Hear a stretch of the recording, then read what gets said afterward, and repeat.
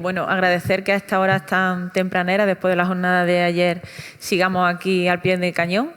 Y para empezar la jornada de hoy, bueno, yo creo que estos 2 últimos años, ¿no?, con la pandemia, la telerehabilitación cardíaca, la tecnología nos ha ayudado muchísimo a, bueno, para mantener nuestra actividad y a reinventarnos de alguna manera para poder atender a nuestros pacientes, ¿no?, a pesar de las dificultades de que estos pacientes llegaran a rehabilitación cardíaca. Para esta mesa cuento con la doctora Eva Pereira del Hospital Universitario de Lugo y la doctora De Pablo del Hospital Ramón y Cajal. En un primer lugar, Eva nos va a contar un poco de forma general, ¿no?, cómo hacer rehabilitación cardíaca con la tecnología, y luego Carmen nos contará su amplia experiencia con un programa magnífico que tiene mucho antes de la pandemia. Adelante, Eva. Bueno, pues buenos días a todos, a los que estáis aquí y a los que nos están viendo en sus casas. Y bueno, vamos a hablar entonces de cómo arrancar una unidad en 2022 y si nos ayuda la tecnología, ¿no? ¿No pasa o qué? Ahora sí. Entonces, bueno, nos referiremos fundamentalmente dentro de nuestro esquema clásico a la fase 2, aunque también hay algunas herramientas que nos servirán para la fase 3, ¿no? Bueno, para pensar cómo organizamos la rehabilitación cardíaca en el 2022, tenemos que echar un poco la vista atrás y ver cómo lo estábamos haciendo antes, ¿no?, incluso antes de la pandemia, ¿no? Y la cuestión es que realmente la rehabilitación cardíaca funciona muy bien, pero sí llegamos a menos pacientes de los que nos gustaría, ¿no? Hay claramente una serie de barreras identificadas y descritas, que algunas dependen pues del propio paciente, de su motivación, de sus creencias sobre su salud. Hay otras barreras que, bueno, dependen de la falta de apoyo familiar, social. Muy importantes son las barreras logísticas en cuanto a transporte y distancia. Hay pacientes, pues por ejemplo, en mi área sanitaria, pues en la provincia de Lugo, la única unidad de rehabilitación cardíaca es la nuestra, y hay pacientes que se desplazan pues desde la costa de Lugo y hacen 1 hora de recorrido para venir a la rehabilitación, ¿no? Luego, barreras propias del programa de rehabilitación y barreras del sistema de salud, ¿no? De tal forma que, bueno, pues deberíamos mejorar esto, ¿no? ¿Qué ocurrió además? Que si ya teníamos limitaciones en el 2020, pues llegó la pandemia que todos conocemos, que tuvo un impacto a todos los niveles y en la rehabilitación cardíaca también, ¿no? Nos obligó a cerrar nuestros gimnasios y desgraciadamente algunos de ellos todavía no han vuelto a abrir. Y bueno, como dice este titular, pues toda crisis puede ser una oportunidad, y la verdad es que ahí, como tuvimos que ingeniárnoslas y reinventarnos para continuar la rehabilitación cardíaca, bueno, pues surgieron muchas cosas y surgieron herramientas que fueron muy útiles durante la pandemia, pero es que siguen siendo útiles y van a seguir siendo útiles en nuestros programas, ¿no? Como fue pues nuestra aula RC. Entonces, bueno, pensar en la rehabilitación cardíaca en 2022 es que tenemos que pensar en la telerehabilitación, y no es que antes de la pandemia no existiera, porque ya existía. Quizás no la estábamos utilizando tanto como deberíamos, y lo que hizo la pandemia fue ponerla ahí en primera línea y convertirla en una herramienta que es fundamental. Numerosos documentos salieron acerca de la telerehabilitación. Este que os muestro aquí es el de la Sociedad Europea de Cardiología, publicado durante la pandemia. Y en ese mismo documento, pues un poco también para justificar el papel de la rehabilitación, vemos cómo incluye esas barreras que ya hemos comentado en la primera diapositiva, pero además incluye pues la propia pandemia, ¿no? La telerehabilitación pues tiene claramente algunas ventajas, como pueden ser, bueno, pues le permite al paciente cierta independencia, le permite programas un poco más a su ritmo, y elimina esa barrera importante que decíamos, que era la del transporte, que a veces la distancia de desplazamiento sí que condiciona y limita la asistencia a los programas y tiene un menor coste.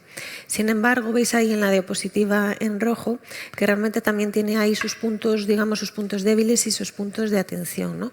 Como puede ser la falta de, digamos, formación digital digital de algunos pacientes o el acceso aunque afortunadamente ya no es tanto la brecha digital. Luego también hay el problema que nos encontramos a veces cómo integrar esa telerehabilitación, esos datos en nuestras historias clínicas electrónicas de nuestro sistema de salud. Obviamente hay una menor interacción entre los pacientes entre ellos y con los profesionales sanitarios, y también pues hay un vacío legal que también es un aspecto pues que se debería tratar, ¿no?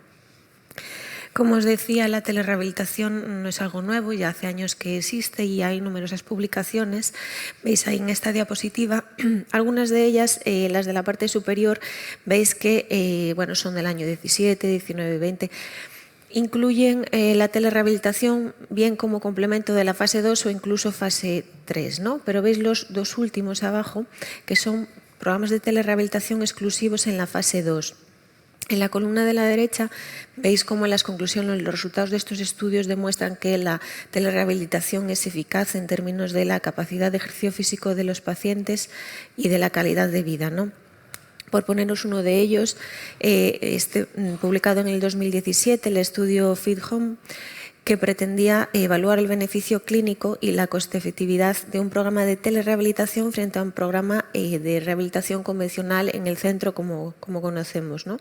Incluyeron 90 pacientes, eran de riesgo bajo-moderado, y un grupo hizo la rehabilitación convencional en el centro y el otro grupo era telerehabilitación. Los resultados que obtuvieron es que no hubo diferencias entre ambos grupos en cuanto a lo que es la capacidad funcional, en cuanto a los niveles de actividad física y la calidad de vida. Sí, los pacientes del grupo de telerehabilitación pues, referían un mayor grado de satisfacción. Y en cuanto a coste-efectividad, si bien no se alcanzó la significación estadística, sí la tendencia era a menores costes, ¿no? En ese estudio, como hemos visto, era comparar telerehabilitación frente a rehabilitación estándar. Pero bueno, hay otros estudios, como puede ser este, que lo que pretendía era evaluar el papel de la telerehabilitación añadida a un programa convencional, ¿no? Lo que podemos llamar los programas híbridos, ¿no?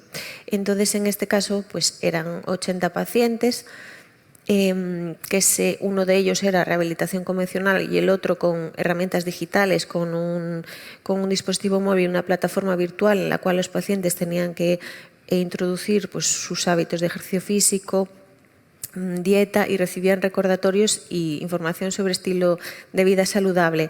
Lo que se evaluó, además de unos objetivos secundarios de parámetros antropométricos, era ver si había impacto en la asistencia a urgencias de causa cardiovascular o rehospitalizaciones de causa cardiovascular, ¿no?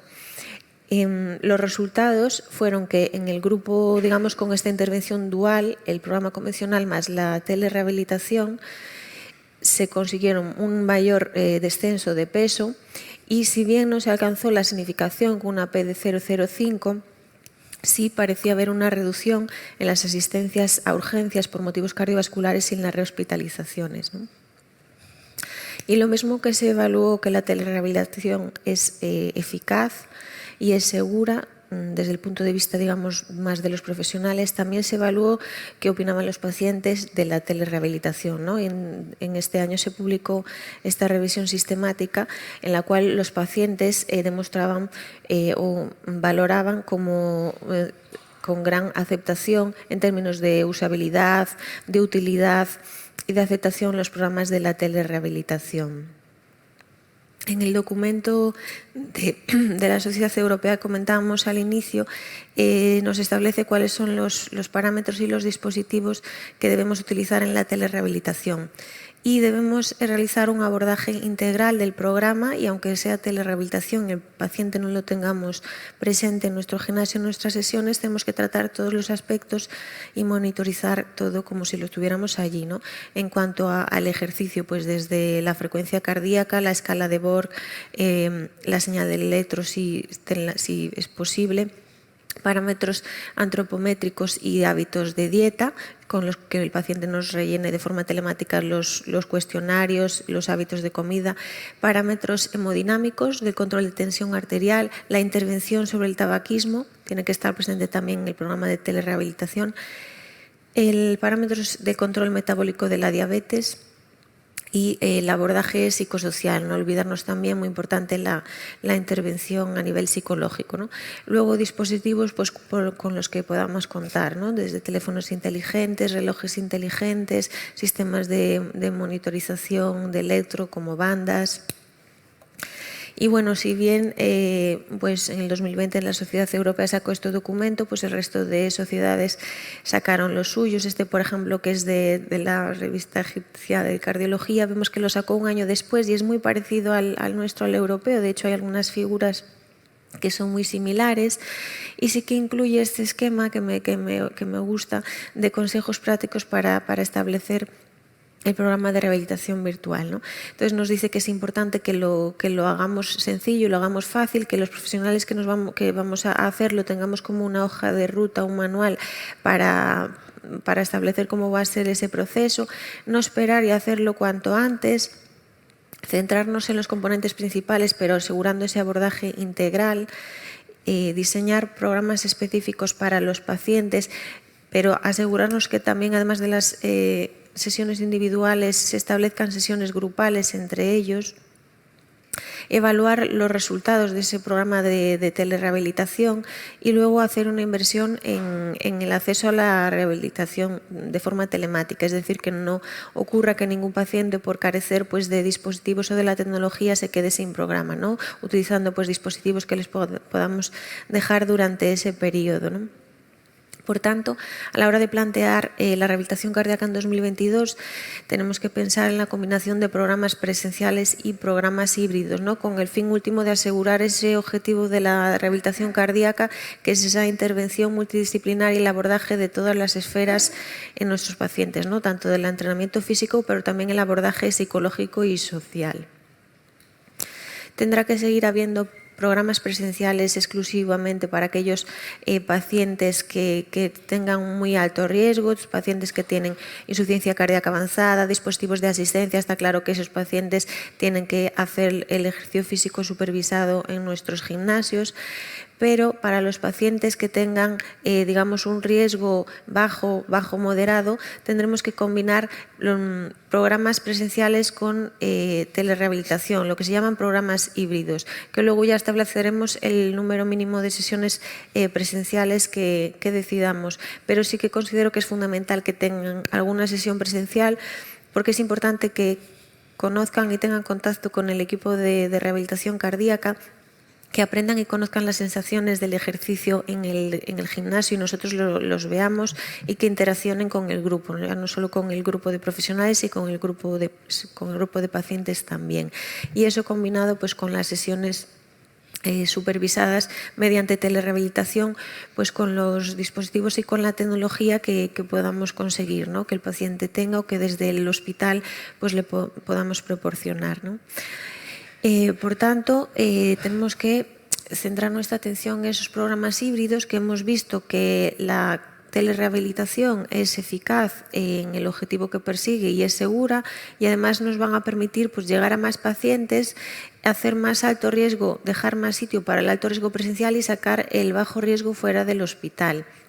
Si bien es verdad que para que esto funcione, pues tenemos que definir bien, ¿no? Qué pacientes son los candidatos, es decir, siempre tenemos que hacer esa estratificación de riesgo para asegurarnos que los pacientes que van a hacer la telerehabilitación no son pacientes de un riesgo muy alto.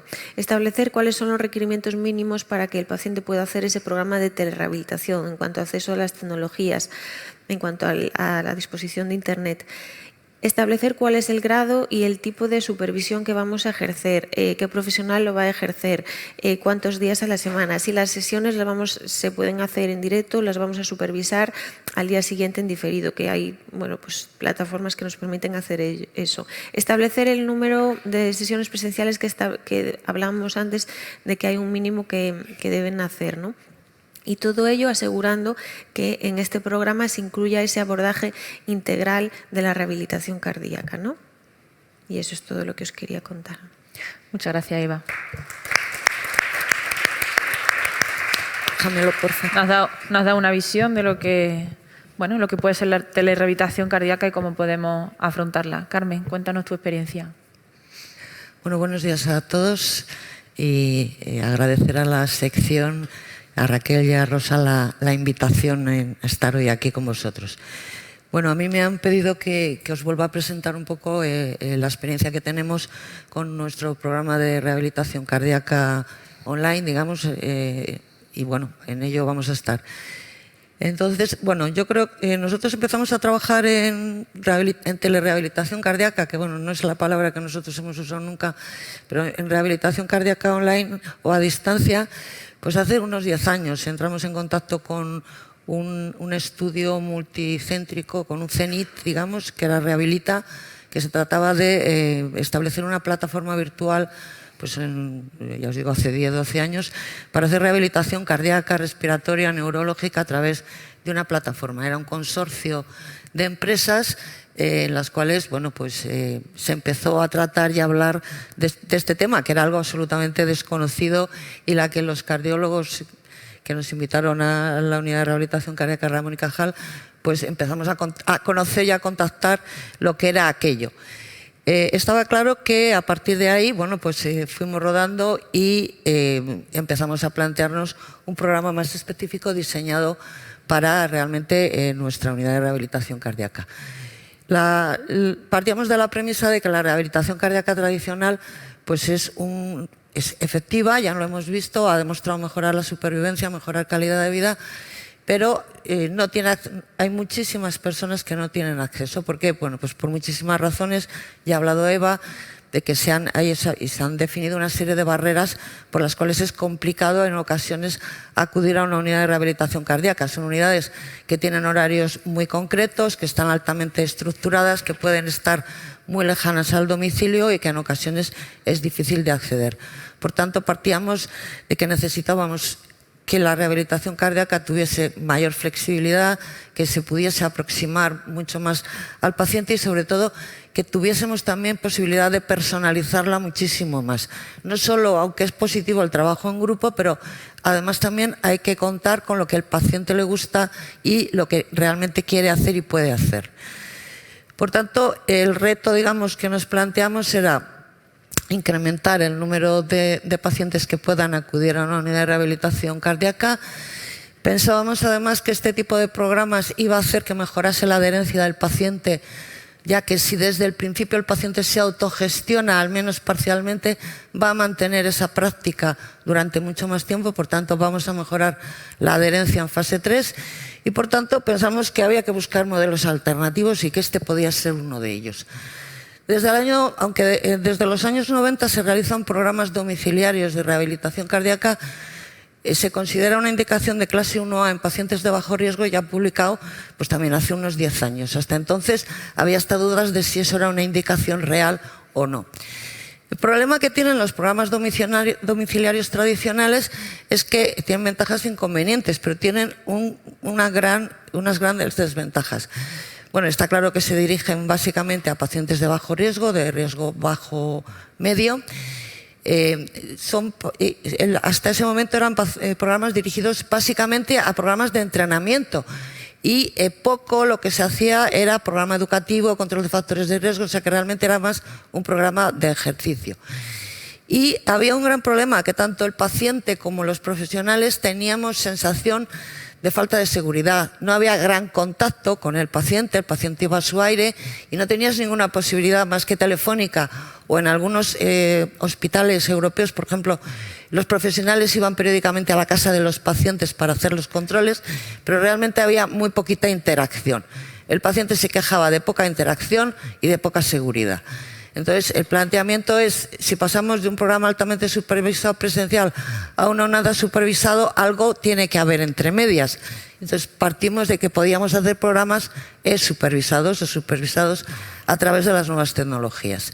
Y había una segunda premisa, que el programa tenía que ser integral, nada de un programa de actividad física. O sea, no es darle a un paciente una pulsera de actividad y ya le hace ejercicio, sino que la Organización Mundial de la Salud ya estableció que la M-Salud, los programas de telerehabilitación cardíaca, tenían que cumplir con todos los requisitos que debe de tener un programa integral y que era muy importante la estratificación y la gestión inicial del riesgo del paciente para definir bien quién podía y quién no debía entrar en este tipo de programas. con todo esto pues, solicitamos un FIS y empezamos nuestro programa, nuestro estudio. En principio el planteamiento es un estudio randomizado en el que comparamos rehabilitación cardíaca presencial frente a rehabilitación cardíaca online en 256 pacientes, 128 en cada una de las ramas, que fuesen pacientes de bajo medio riesgo. Otro de los criterios de exclusión fue el que tuviese una patología psicológica severa o moderada severa, diagnóstico de una depresión más importante, digamos, teníamos una serie de parámetros psicológicos aparte de los cardiológicos. ¿Por qué? Pues porque una persona en ocasiones con problemas psicológicos importantes no le puedes dejar una libertad tan alta porque el paciente puede abandonar el programa, puedes perderle. Pues en ese tipo de pacientes no consideramos que era en principio el idóneo. El programa se basa evidentemente en la creación de una plataforma de Internet a la que todos vamos a tener acceso, desde los pacientes a los profesionales, y este sería un poco el esquema que se utiliza pues, en cualquier plataforma de salud que ahora integra, aparte de asistencias, también se integran programas de investigación, intercambio de información entre los distintos profesionales. O sea que realmente esto es algo que hace 10 años era muy novedoso, pero que ahora mismo es el día a día. Nosotros nos planteamos monitorizar, interaccionar y hacer información, intentando todos estos parámetros, monitorizar mediante vestibles y distintos dispositivos, hacer una interacción a través, ahora veréis, de distintos, pues tanto desde mensajería, videollamada, videoconferencia, vía iChat para los pacientes, foros, digamos que había muy distintas opciones. Para ello se creó una serie de tecnología, entre las que está la creación de una aplicación para realizar el programa de entrenamiento, el programa de marcha. Esta aplicación es para el móvil, y lo que se basa pues, es una banda que registra el ritmo cardíaco, que por Bluetooth se conecta con la aplicación que está en el móvil, y está ya todo, digamos que la aplicación lo que hace es valorar qué frecuencias cardíacas está teniendo el paciente para que tú, que ya has programado previamente a qué intensidad quieres que haga la sesión de marcha, le mantengas al paciente mediante audio en las frecuencias cardíacas que tú quieres que realice. El programa le va diciendo, le va siguiendo por las distintas fases de calentamiento, la realización de la marcha, el enfriamiento, y le va dirigiendo mediante audio durante estas sesiones en función de los parámetros que va registrando de frecuencia cardíaca, de respiración, etcétera, etcétera. La parte, digamos, el paciente lo va a ver a través de su aplicación, nosotros lo vamos a ver a través de la página web del ACLO, digamos. Podemos ver las intensidades que tiene o que ha realizado de ejercicio, evidentemente vemos por dónde ha realizado la actividad, vamos a poder configurar en cada momento cómo queremos que haga ese programa de marchas. Todos los pacientes, antes de poder realizarla y poder conectarse, tienen que digamos, rellenar un cuestionario en el cual es la mismo que tú o la enfermera le pregunta al paciente cuando llega al gimnasio de rehabilitación cardíaca, de cómo estás, has tomado la medicación, te encuentras bien, bueno, tienes algún problema de salud, se le va a pesar, se le va a tomar la tensión, se le va a tomar la frecuencia cardíaca. Pues el paciente tiene que ir rellenando todos esos parámetros, y si está todo correcto le va a dar el OK para que haga el programa de entrenamiento, o le va a decir no, hoy no puedes hacer ejercicio, hoy date simplemente un paseo, pues en función de lo que hemos programado, pues si estás un poco acatarrado, si has dormido mal, en función de una serie de parámetros. Y en el momento en que el paciente termina la marcha y cierra, nos llega automáticamente, no lo vemos en tiempo real. El paciente también se puede ir descargando y viendo su progresión tanto en el móvil como en la web, en la página web, de cómo ha sido su progresión, las distancias que hace, pues lo de las calorías, que a los pacientes les encanta, aunque a nosotros, bueno, hay cosas que son más dirigidas a la adherencia del paciente que realmente a lo que nosotros vamos a medir. Para la relajación, porque evidentemente la parte psicológica hay que cubrirla en casa también. Creamos también una aplicación para el móvil en la cual el paciente se basa en lo mismo, se conecta para que conozcamos las frecuencias cardíacas que está manteniendo el enfermo, y ya se programa para que nunca baje de una determinada frecuencia cardíaca en la que puede haber problemas. Entonces hay una serie de sensores que estimulan al paciente si baja de la frecuencia cardíaca que nosotros hemos marcado. Se introdujeron, o sea, hay en la plataforma pues hay hasta 7 digamos, sesiones diferentes de relajación. Al paciente se le invita a que pruebe todas y luego practique las que realmente vea que son efectivas, porque cada paciente se relaja de una manera absolutamente diferente. Y nosotros también podemos ir viendo mediante la monitorización de la frecuencia cardíaca y del ritmo cardíaco si realmente son efectivas, no son efectivas, cuántas hace, cuáles hace, etcétera, etcétera. Por último, se creó también la tecnología para la interacción con el paciente a través de la página web. En la página hay toda una parte educativa, que son todos los vídeos, que hay 80 y tantos vídeos colgados para, digamos, acceder a todo. Y los vídeos se programa qué va a hacer el paciente y qué vídeos van a ver. No todos ven todo, ni al ritmo que quieren, ni los que ellos quieren, sino los que pensamos que están indicados. Luego hay un sistema de mensajería asíncrona, digamos, el paciente nos escribe mensajes y nosotros contestamos con un compromiso de contestar en menos de 24 horas y que se les explica muy bien que no equivale a una urgencia, que la mensajería no está para las urgencias, que está para las preguntas que tú haces cuando vas al gimnasio, pues ellos nos los pueden hacer 24 horas al día, pero desde su casa. Luego hay foros con los pacientes, la posibilidad de videoconsulta, de videoconferencia, podemos, digamos, también tener mensajería entre nosotros y hay un soporte técnico. Entonces, bueno, pues, digamos, estas son un poco imágenes de las que vemos a través de las pantallas, de los vídeos educativos de los pacientes, todo el sistema de mensajería, los sistemas de las videoconsultas. De esta manera hemos pretendido que el paciente se sintiese tan acompañado como si estuviese en un programa presencial. Todo esto lo programamos al inicio, o sea, con los diagnósticos del paciente, tanto cardiológicos como de patologías asociadas, factores de riesgo, su perfil psicológico, su perfil laboral, las pruebas de esfuerzo. Todo eso se introduce y ya el programa, el ADLO, tiene establecidos una serie de algoritmos para que cada paciente reciba en función de eso el programa educativo que quiera. Podemos ver las progresiones y tenemos también la posibilidad de avisos de que si no se hace ejercicio, todo eso son, digamos, avisos que nos manda el programa de si no se están haciendo las cosas que se han programado. Y tenemos la ventaja de poder cambiar esa programación desde cualquier sitio y en cualquier momento, simplemente con el ordenador.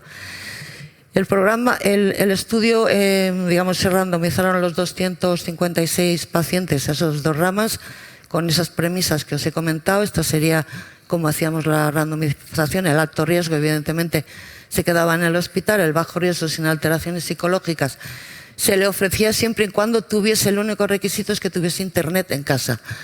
Nosotros les facilitábamos, durante el programa se les facilitaron incluso los móviles con las aplicaciones cargadas. La mitad hicieron nuestro programa presencial tradicional, la otra mitad hizo el programa online. Y estos son algunos de los resultados que hemos obtenido. A los pacientes se les ha hecho todo lo habitual al principio, al final y al año. Todos han hecho prueba de esfuerzo en estas 3 ocasiones. Realmente las escalas de usabilidad han sido todas cercanas, alrededor de 9 puntos, tanto para las aplicaciones como para la plataforma, para las páginas web. Han tenido una muy buena adherencia, como veis ahí, a las distintas actividades, tanto de actividad física como de sesiones de relajación. La mensajería, pues imaginaros que la mayoría de las veces hay que trabajar y la mayoría de nosotros dedicamos algún rato por la tarde a contestar mensajes del ADLO porque durante la mañana a veces es imposible. Y el estudio lo planteamos digamos, el planteamiento es que no iba a haber, o sea, las diferencias en la mejoría iban a ser inferiores a un MET.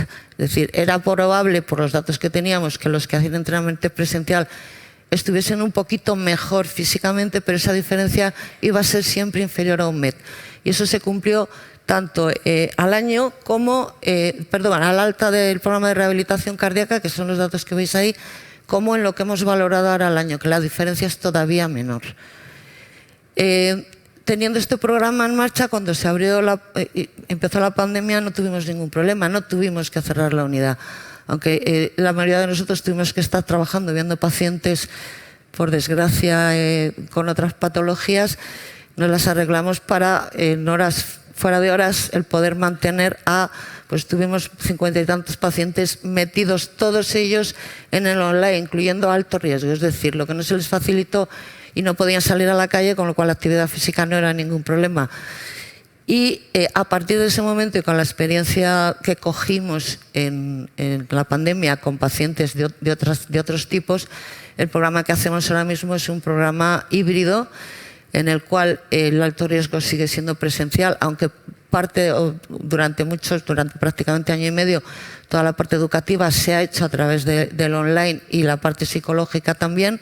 Estamos ya reintroduciendo todas las actividades presenciales, especialmente para el alto riesgo, pero hemos mantenido este sistema híbrido que ahora mismo llevamos ya pues casi 1000 pacientes rehabilitados de esta manera, y la verdad es que los resultados están siendo muy buenos y los pacientes están muy contentos.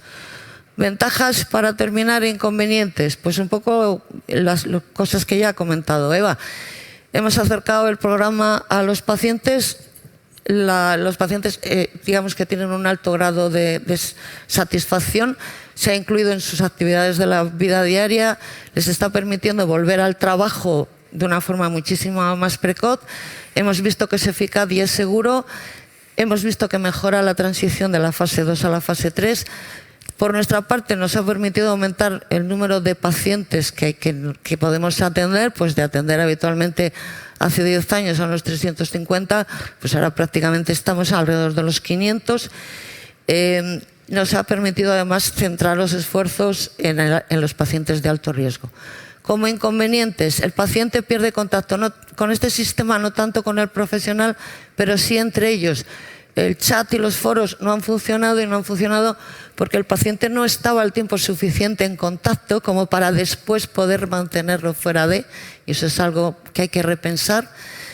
Que hay un porcentaje de pacientes que, dependiendo del área sanitaria de que hablemos, no tienen acceso a estas tecnologías, bien porque no tengan posibilidad económica o bien porque no tienen una educación en estas tecnologías, y es difícil en ocasiones a partir de cierta edad, aunque intentemos, ya haya un grupo de profesionales, Mónica entre ellos, que es la que les explica, a veces es muy complicado que haya el acceso. Durante la pandemia los nietos ayudaban mucho, o los hijos, pero después ya no, y esa es la realidad.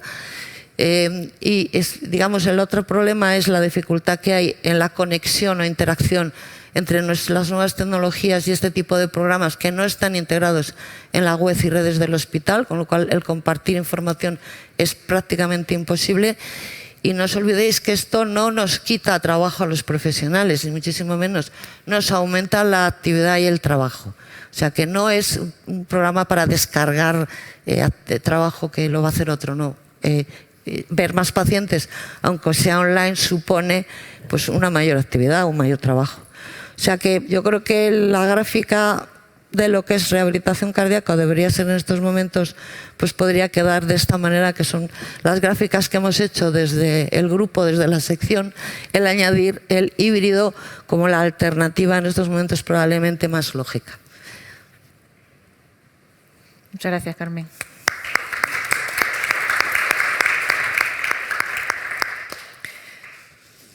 La verdad que vamos muy bien de tiempo, así que voy a aprovechar para haceros varias preguntas y, sobre todo, y más que preguntas, discutir un poco este tema, porque yo tengo la sensación, Carmen, aunque la verdad que tu experiencia es, bueno, es aplastante, ¿no? Porque lleváis muchos años trabajando con esto y no ha sido la pandemia lo que te ha obligado a llevar a cabo estos programas, ¿no? Que la mayoría un poco no hemos tenido que adaptar a estas circunstancias, sino que vuestra experiencia es de, como ya he dicho, de hace ya de más de 10 años. Pero yo tengo la sensación, cuando haces una búsqueda que no hay homogeneidad entre los programas de detección cardíaca con ayuda de la tecnología, ¿no? Que cada uno un poco está haciendo lo que puede, ¿no? Y la pandemia ha hecho que cada uno hagamos lo que podamos, ¿no? Entonces, ¿qué pensáis de todo esto? ¿Todo vale como telerehabilitación cardíaca? O sea, los programas híbridos, ¿qué son programas híbridos? Claro. Cuéntanos un poco esto, Carmen. Yo estoy totalmente de acuerdo contigo. El problema es que cuando hablamos de telerehabilitación eso incluye todo. Y bueno, la palabra puede incluir todo, pero las cosas, los programas, las tecnologías y lo que se hace en cada sitio es totalmente diferente. Por eso el llegar a conclusiones en ocasiones es muy difícil, porque es que, hombre, el estudio nuestro es un volumen importante de pacientes, pero es que no, es complicado sumar, decir, ¿cómo haces un multicéntrico si cada uno hace lo que puede o tiene la tecnología que puede tener? Eso por un lado. Por otro, nosotros partimos de intentar hacer un programa totalmente online o casi totalmente online. Está claro que había cosas que no se podían hacer, pero no tiene por qué ser un programa totalmente online. Y yo creo que en una mesa en la que estamos hablando de cómo nos ayuda la tecnología para comenzar, pues en mi opinión no se tiene que empezar con un programa online, no se tiene que empezar con un programa totalmente tecnológico. ¿Por qué? Porque una persona, un grupo de personas profesionales que inicia una unidad de rehabilitación cardíaca tiene que coger la experiencia del contacto con el paciente, ver la realidad del día a día, lo que te demandan los pacientes, lo que les vas a poder ofrecer. Por tanto, los programas iniciales, aunque sean pacientes de bajo riesgo, en una unidad que empieza, yo pienso que deben de ser presenciales. Otra cosa es que te ayudes de tecnología. Por ejemplo, lo que es aula, toda la parte educativa, hay cosas que te van a ayudar en el día a día. Tiempo tendrás de hacer o ir añadiendo o ir haciendo un programa más tecnológico, pero básicamente para ayudarte tú en aumentar el volumen de pacientes que puedas atender de forma correcta. Pero no plantear, es que si no tengo este programa con todo montado, pues es que no puedo empezar. No, porque además es que no te va a ir bien si no tienes la experiencia previa. Porque tú cuando te preguntan los pacientes online o por vía la consulta, por videoconsulta o por la mensajería, tienes que tener un bagaje de experiencia detrás para saber hasta dónde puedes contestar, hasta dónde no. La mensajería, que es algo que yo creo que casi nadie más en los programas ha querido nunca introducir, porque te la estás jugando de alguna manera. Tienes que establecer muy bien los límites hasta tú dónde puedes dar una serie de recomendaciones y explicaciones a ese nivel, porque no está muy claro legalmente una serie de cosas. Nosotros para hablarlo tuvimos que pagar una millonada de seguros, o sea, prácticamente un porcentaje del dinero del FIS se fue simplemente a eso. Entonces, ahí hay que tener cierta experiencia y sobre todo eso, al paciente desde el principio decirle todo esto, y hay que estar pendiente. O sea, llega el fin de semana y tú tienes que entrar por lo menos 1 o 2 veces al día a echar un vistazo a las alertas que haya. Porque imagínate que un paciente se te ha despistado y te ha mandado un mensaje de que tiene dolor en el pecho, ¿qué hace? O sea, hay que tener cierta experiencia. Entonces yo por mi parte pienso eso, que hay que apoyarse en aula, en una serie de dispositivos concretos para que te ayuden, pero no lanzarte desde el principio a hacerlo así a todos los pacientes hasta que no tienes cierta experiencia con ellos. Sí, y además, Eva, ¿qué perfil de pacientes, tal con lo que nos está contando Carmen, podrían beneficiarse, ¿no?, de estos programas, ¿no?, totalmente online o con la ayuda de la tecnología? Quizás habría que perfilar, ¿no?, los que se ayudan de la tecnología y los que se pueden aprovechar de un programa. Cuéntanos un poco cómo lo ves. Eso era lo que ponía en la diapositiva, y también en relación con lo que acaba de decir Carmen, que yo creo que sí que debería, o echo de menos, pues un documento que establezca unos mínimos de lo que es telerehabilitación y lo que no es, y lo que podemos llamarlo, porque yo puedo llamarle que hago telerehabilitación a un paciente que puedo tener, él simplemente no tiene acceso a internet o tiene limitación con las tecnologías, y lo hemos hecho con llamadas telefónicas, simplemente preguntándole cuánto ha caminado y anotando la historia clínica electrónica, hasta los que tienen un sistema que Carmen, pues con su GPS sabe el recorrido que ha hecho por Madrid, ¿no? Entonces llamamos telerehabilitación a ambas cosas y no es lo mismo, ¿no? Entonces, bueno, sí es verdad que lo que decíamos es muy importante hacer la estratificación de riesgo, y siempre en la visita inicial, y sobre todo tener claro que pacientes de bajo riesgo o bajo medio son los que podemos estar, digamos, tranquilos y seguros con que hagan ese ejercicio, ese programa de entrenamiento físico en concreto, además de todo el otro abordaje en su casa, y saber que es un paciente con una insuficiencia cardíaca avanzada o no tan avanzada, pues son pacientes que no los vamos a tener solamente con un programa domiciliario, ¿no?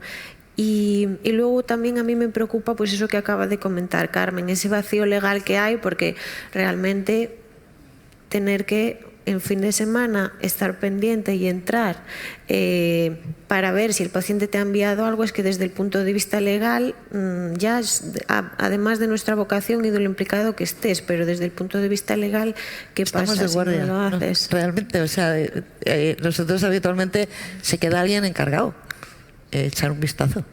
Sí. Bueno, ayer prometimos muchas cosas. Tenemos que prometer que esto hay que ponerlo también un poco en orden, ¿no? Hola, ¿qué tal? Soy Ernesto de allí. No, por supuesto, estoy totalmente de acuerdo en que hay que introducir más la telerehabilitación y sobre todo que hay que solucionar estas diferencias en cuanto a falta de protocolos y de un entorno, digamos, de protección legal. A mí me gustaría contar nuestra experiencia que pusimos en marcha desde cero el programa Cardioplan, que algunos ya lo conocéis, y los resultados comparamos con una estrategia distinta que hasta ahora pues no se había hecho. Yo creo que esta tecnología lo que permite es establecer un mínimo de sesiones en el hospital, que pueden ser 2, pueden ser 4, pueden ser 6, depende un poco cada centro, y lo que sí que permite es el seguimiento a largo plazo. Entonces nosotros la estrategia que utilizamos es el seguimiento a 10 meses y los resultados están publicados en el Clinical Cardiology en el mes de enero, y la verdad es que sí que hemos visto una gran diferencia en cuanto a adherencia en cuanto a las encuestas de actividad física que declara el paciente, a la capacidad funcional en la ergospirometría y, bueno, también ha apuntado la doctora de Pablo en cuanto a la vuelta al trabajo, y yo creo que la satisfacción de los pacientes aumenta. Entonces, el sistema Cardioplan está disponible. Y yo creo que es una herramienta que probablemente pues necesitaría ser compartida por más centros y adquirir experiencia y sobre todo tener volumen de pacientes para poder sacar conclusiones. Muchas gracias. Y una pregunta, ¿y es la estrategia Cardioplan, tú eso lo tienes integrado dentro de tu sistema de salud en la historia clínica electrónica de tu paciente? No, es independiente de momento. Está en proceso la integración. Por ejemplo, nosotros hacemos también adherencia medicamentosa, es decir, tú puedes programar la toma de medicación y los pacientes validan cada día. Entonces, está en proceso la integración de la prescripción y de los análisis, pero aún no está. Bueno, en mi experiencia es uno de los grandes problemas. Sí. Primero, porque hay una iniciativa privada feroz, o sea, es nuestro programa cuando ya desde hace años los intentos ha sido compra para venderlo y básicamente intentar trocearlo, es decir, te compro la app de La Marcha porque se la voy a vender a tales hospitales para que licenciéis de tales maneras. O sea que hay una guerra feroz económica detrás que puede ser muy peligrosa. Nosotros en el ALDO nadie ha ganado nada en absoluto. Es posible y bueno que podamos integrarla en X tiempo en X digamos centros dentro de lo que pueda ser un sistema sanitario, una comunidad. El gran problema es que en España cada comunidad tiene sus sistemas operativos diferentes. Entonces las integraciones de cualquier sistema pasan por que en las comunidades correspondientes las consejerías de salud estén de acuerdo, las de Hacienda y las tecnológicas, o como se llamen en cada sitio, también se creen los lenguajes para poder hacer ese intercambio de información, y así van pasando 10 años como llevamos tramitando y negociando todo este tipo de cosas.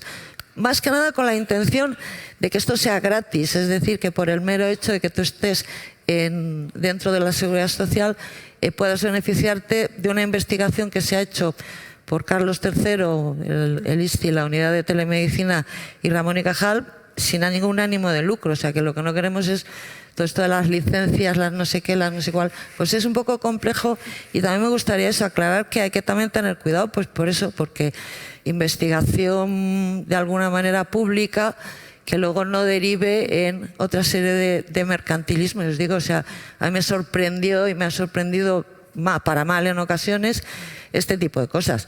Por ejemplo, continuamente estamos recibiendo llamadas de compañeros que quieren conocer porque están abriendo, porque están montando. Vale, perfecto. Yo estoy encantada de dar toda la información del mundo a todos los compañeros del mundo. Pero es que ha llegado a extremos que es que son las propias compañías que están vendiendo sistemas parecidos que me llaman y nos consultan y pretenden que les asesoremos gratuitamente para copiar algo que van a vender.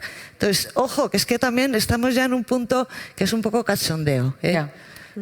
Sí, sí. A ver, yo estoy de acuerdo y de acuerdo en parte y en desacuerdo en otra. A ver, aquí todos los que hacemos rehabilitación cardíaca, que somos muchos, lo que tenemos es una guía de lo que tenemos que hacer, pero seguramente todos hacemos algo diferente. Entonces, Claro. Yo no estoy de acuerdo con que haya un programa único, porque al final la situación geográfica de la comunidad autónoma, como dice Carmen, es tan diferente que lo que tiene que salir protocolizado no es que hagas todos los mismos la misma aplicación. Lo que tiene que salir protocolizado son qué objetivos queremos obtener y qué indicadores vamos a medir. Unos y mínimos. si con lo que yo hago me salen los indicadores que tiene Carmen con Hazlo, me vale. Pero no se puede pretender, porque es que, es que tiene razón Carmen, esto lo que va a hacer es que si hay una aplicación o dos únicas, va a haber un monopolio y va a ser una locura. Lo que tú tienes que hacer es, ¿qué quiero tener yo? Que el paciente deje de fumar, que el paciente mejore su capacidad funcional. Pues si eso yo lo mido con lo que yo hago y me vale, ¿vale? Es que si no sería algo como... Me parece un poco patriarcado y algo, ¿no? O sea, que quiero decir que cada uno tiene que tener su libertad como la tienes tú en tu gimnasio presencial. Tú no haces lo mismo que Carmen, seguro. Yo estoy totalmente de acuerdo contigo, pero creo que hay que organizarlo de alguna forma. Es decir, tener un indicador, es decir, si tú tienes telerretención cardíaca y estás en telerretención cardíaca porque cumples esto. Pero, ¿no? Unos mínimos, Almudena, no igual que los presenciales, es decir, tú te has acreditado como una unidad de atención cardíaca porque es cumples que esto, tú en ¿no? tu comunidad o en tu hospital tengas la opción de poder disponer de ello dentro de tu mismo sistema integral, que luego tú lo adaptarás a las características de lo que tú haces, de cómo lo quieres hacer, pero dentro de ese marco ya hecho. No, que la tengas que hacer de forma externa, externalizando, brujuleando, tal. No, tengo esa opción y luego la voy a adaptar a lo que yo hago, cómo lo hago y cómo lo quiero hacer. Es a lo que me refiero. Es decir, vale, yo tengo esa posibilidad de este programa, pero yo no quiero hacer programas, no quiero mensajería, yo quiero organizar mis propios vídeos de la manera que yo quiero el programa educativo de esta manera, yo me lo autogestiono. Pero tengo esa opción dentro de las posibilidades de mi sistema público de salud. Sí, lo que pasa es que la integración dentro de los sistemas digitales, eso es, bueno, la misma historia de siempre, ¿no? Más 17 comunidades, 17 sistemas diferentes y en algunas comunidades cada hospital tenéis también vuestro sistema digital. Eso ya gracias a Dios, en Padrilla ya solamente hay 2 sistemas. Bueno, vale. Con lo cual eso es más complicado. Por poner, bueno, totalmente de acuerdo, ¿no?, en que esto ha llegado para quedarse, cada uno lo tiene que adaptar a sus niveles locales. Desde luego, desde la asociación creo que con Aula sí que hicimos algo de mínimos para que cuando estábamos encerrados en casa todos los pacientes pudieran al menos mirar algún vídeo de prevención y hacer ejercicio físico desde casa, no supervisado, porque eso no es supervisado y no es un programa completo de rehabilitación cardíaca, pero que fuera un mínimo. Y también la nota positiva de que, aunque, como bien sabéis, las que habéis llevado Aula Registro, la pandemia ha supuesto un 30% menos de pacientes en las unidades de rehabilitación cardíaca, los últimos datos que hay de un estudio a nivel nacional, el RECARIS, en el que participamos varios de los cardiólogos que hemos estado aquí, se está llegando ya a un 40% de los pacientes, no a un 10%. Tendríamos que llegar al 100%, por supuesto, pero sí que hemos mejorado bastante en los últimos años. O sea que yo creo que la telemedicina seguro que nos va a permitir ampliar unidades y llegar de forma más personalizada según las necesidades del paciente. No tener a ese paciente de bajo riesgo que teníamos 2 meses o un mes incluso presencial, que probablemente no lo necesite, y podernos dedicar a los pacientes de insuficiencia cardíaca, que son los que más nos van a necesitar. Hacer una redistribución de recursos y de nuestro tiempo en condiciones lógicas, no obligados por la presión asistencial. Eso es. Bueno, yo creo que sí, podemos dar por concluida la mesa y así vamos mejor de tiempo. Faltan 5 minutos para las 10. Muchísimas gracias, Carmen. Muchísimas gracias, Eva. A vosotros. Sí.